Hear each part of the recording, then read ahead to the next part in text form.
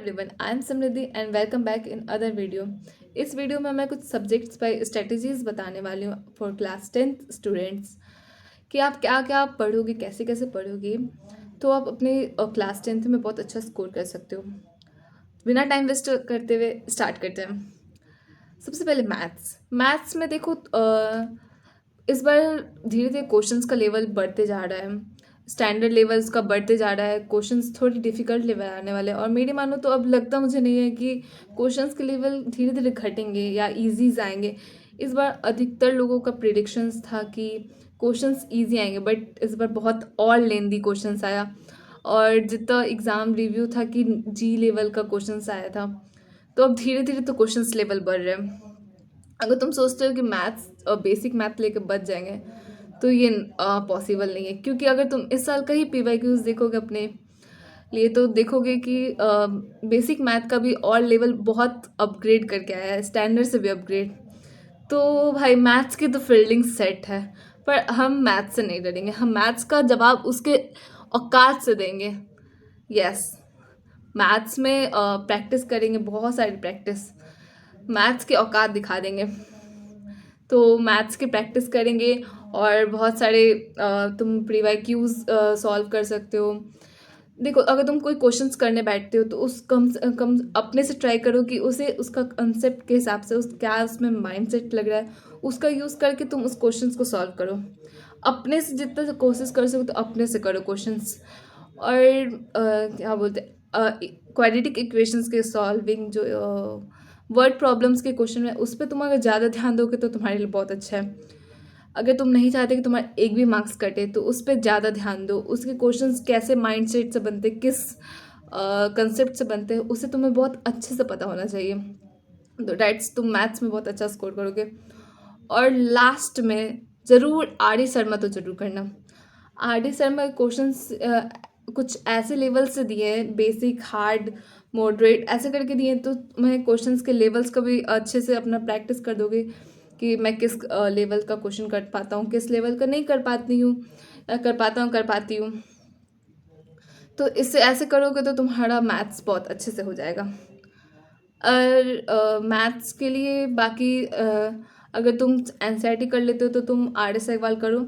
R D Sharma तो last में करना है। और क्वेश्चंस बैंक्स भी, क्वेश्चंस बैंक्स में तुम पीडब्ल्यू के क्वेश्चन बैंक का यूज़ कर सकते हो, ओसवाल का यूज़ कर सकते हो। इससे तुम्हारा कोई भी तुम्हारा मन जो करे, दोनों ही बहुत बेस्ट क्वेश्चंस बैंक हैं। तुम उसे यूज उसका प्रेफर करो और उससे प्रैक्टिस कर सकते हो। दूसरा आते हैं साइंस। साइंस के लिए तुम मेरी मानो तो तुम एनसीईआरटी इनफ है। अगर पार्ट वाइज चलते हैं तो केमिस्ट्री, फिजिक्स और बायो। केमिस्ट्री में तुम एनसीईआरटी के सारे एक्टिविटीज़ कर लो। एनसीईआरटी के अगर अभी बहुत टाइम है तो तुम गो थ्रू कर लो, सारा जो जो थ्योरी दिया है वो पढ़ लो एनसीईआरटी से। एनसीईआरटी से ज़्यादा क्वेश्चंस तुम्हारे एक्टिविटीज़ से आते हैं, तो एक्टिविटीज़ तुम्हारे बहुत अच्छे से क्लियर होने चाहिए। फिजिक्स में सारा फार्मूला बेस्ड आता है, फार्मूला तुम्हें बहुत अच्छे से पता चलना चाहिए। कॉन्सेप्ट सारे तुम्हारे 8 के हैं, जैसे लाइट चैप्टर, ह्यूमन आई, तो वो तुम्हें थोड़ा बहुत पता है और थोड़ा अपग्रेड करके दिया है तो वो तो तुम आराम से कर लोगे। और थोड़ा न्यूमेरिकल है, न्यूमेरिकल के लिए तुम एस चंद के बुक के न्यूमेरिकल्स सॉल्व कर सकते हो, एस सी वर्मा के न्यूमेरिकल सॉल्व कर सकते हो, पीवाईक्यू सॉल्व करते हो, उससे बहुत इनफ है। बायो के लिए मैंने एस टी वर्मा का बुक का यूज़ किया था, क्योंकि एनसीईआरटी में जो है थ्योरी बहुत इजी तो है ऐसे बायो, पर जो उसका एनसीईआरटी में थ्योरी दिए हैं वो बहुत थोड़े डिफ़िकल्टी लेवल में दिए हुए हैं। और S D Verma, sorry, S Chand के बुक से उसमें जो थ्योरी दिए हुए बहुत इजी दिए हुए हैं, बहुत इजीली तुम्हें क्लियर हो जाएगा। तो मैंने उससे रीडिंग किया था, तो उससे मुझे बहुत अच्छे से कंसेप्ट बहुत अच्छे समझ में आया था। तो बायो के लिए मैंने वो प्रेफर किया था, तुम भी कर सकते हो, इससे तुम्हारा कंसेप्ट बहुत अच्छे से क्लियर रहेगा। और बाकी तुम यूट्यूब पे लेक्चर से तो उससे करोगे तो बहुत ईजिली हो जाएगा। अब मैं लैंग्वेज सब्जेक्ट्स की बात करूँ तो उसमें इंग्लिश, इंग्लिश सबसे ज़्यादा बच्चों को हार्ड लगता है, कि उसमें हम समझ तो जाते हैं कि स्टोरी क्या है, पर उसे कैसे प्रेजेंट करना है ये हमें नहीं पता रहता है। कौन से कीवर्ड्स यूज़ करेंगे, क्या यूज़ करेंगे, कैसे करेंगे, ये सब हमें नहीं पता रहता है। तो मैं प्रेफर करूँगी, अभी तुम्हारे पास बहुत टाइम है तो तुम एनसीईआरटी रीडिंग करो और उसमें जितने भी कीवर्ड्स है उसे लर्न करो, फ्रेजेस है उसे लर्न करो, और अपने से क्वेश्चंस लिखो। कहीं से भी PYQs ले लो, या ऐसे तो इंग्लिश में ज़्यादा PYQs आते हैं, तो वहाँ से PYQs ले लो और से कीवर्ड्स और फ्रेजेस का वो यूज़ करके अपना एक आंसर लिखो। और चेक करवाने के लिए तुम AI का यूज़ कर सकते हो, जैसे चैट GPTs वगैरह। तो वो तुम्हारे आंसर को एनालाइज करके अच्छे से बता देगा तुम्हारे आंसर में क्या कमी है, तो उससे तुम इम्प्रूव कर सकते हो। और अभी पूरा साल है, तुम कर लोगे, आई होप। ग्रामर के लिए बहुत सारे यूट्यूब पे लेक्चर है, डियर सर्च के, और बहुत सारा ETC PW के भी बहुत सारे लेक्चर है, तो तुम ग्रामर के वहाँ से लेक्चर देखोगे तो वो ग्रामर तो आराम से हो जाएगा। अब नेक्स्ट सब्जेक्ट्स पे आते हैं, तो मैंने संस्कृत लिया था।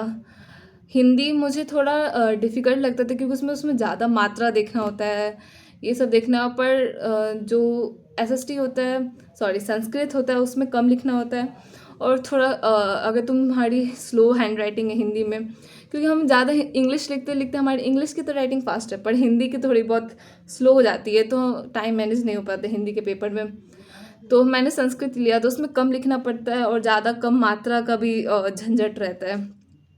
तो संस्कृत के लिए मैंने कुछ ज़्यादा कुछ नहीं, मैं एग्ज़ाम के पहले ही पढ़ती थी।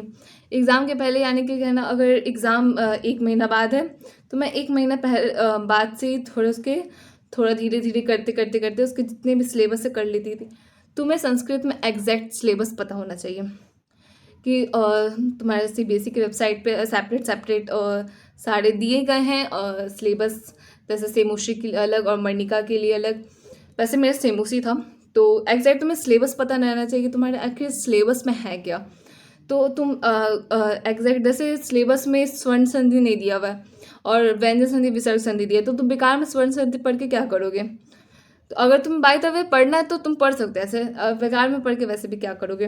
तो तुम ऐसे पता रहना चाहिए कि तुम एग्जैक्ट सिलेबस क्या है, तो ऐसे तुम कर सकते हो संस्कृत। और संस्कृत के लिए लिटरेचर में आए तो लिटरेचर में तुम्हें बस श्लोक का अर्थ पता रहना चाहिए एग्जैक्ट। अगर तुम पढ़ने जाओ श्लोक को, तो तुम एग्जैक्ट उसका हिंदी आना चाहिए। चैप्टर्स पढ़ने जाओ तो चैप्टर्स का हिंदी आना चाहिए, क्योंकि ओपन बुक सिस्टम है, तो उसमें डायरेक्ट फ्रेज उठा के दे देता है, तो तुम आराम से उसका क्वेश्चन आंसर कर सकते हो। बस तुम्हें पता रहना चाहिए कि उस संस्कृत का हिंदी क्या है। और नेक्स्ट आते हैं, लास्ट थ्योरी सब्जेक्ट आता है SST।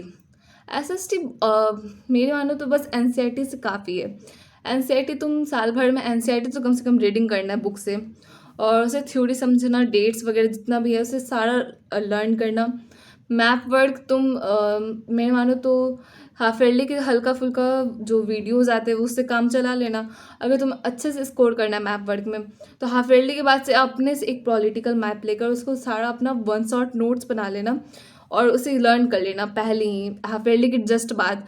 तो उससे तुम्हारा बोर्ड के एग्ज़ाम में बर्डन नहीं होगा और मैप वर्क तुम्हारा अच्छे से क्लियर रहेगा, क्योंकि 5 नंबर है, 5 नंबर को भी तुम अच्छे से नहीं हासिल कर पाओगे तो दैट्स नॉट पॉइंट। तो बस NCERT कर लेना, और NCERT पढ़ने के बाद से तुम कुछ क्वेश्चंस के प्रैक्टिस कर लेना। Practice is the most important key for your earn a good marks in your class 10th board exam. Sorry, थोड़ा बहुत गलती हुआ होगा मेरे इंग्लिश में, नॉट मेंशन, बट सही में प्रैक्टिस बहुत ज़रूरी है। अगर तुम प्रैक्टिस करते रहोगे तो तुम बहुत अच्छा करोगे सही में। तो रट्टा मारने से तो नहीं होगा, कंसेप्ट करना, पर प्रैक्टिस करोगे तो तुम 100% डेफिनेटली यू स्कोर वेल। तो बस SST के लिए तुम सारा प्रैक्टिस करना, क्वेश्चंस को कैसे कैसे टॉपर्स राइटिंग है वो सब एनालाइज करना, क्वेश्चंस बैंक में आसानी से मिल जाते हैं, और दैट्स ऑल। आज के लिए इतना ही। जल्दी से जल्दी मेरे इस वीडियो को लाइक कर दो, मेरे चैनल को सब्सक्राइब कर दो। Thank you, bye bye.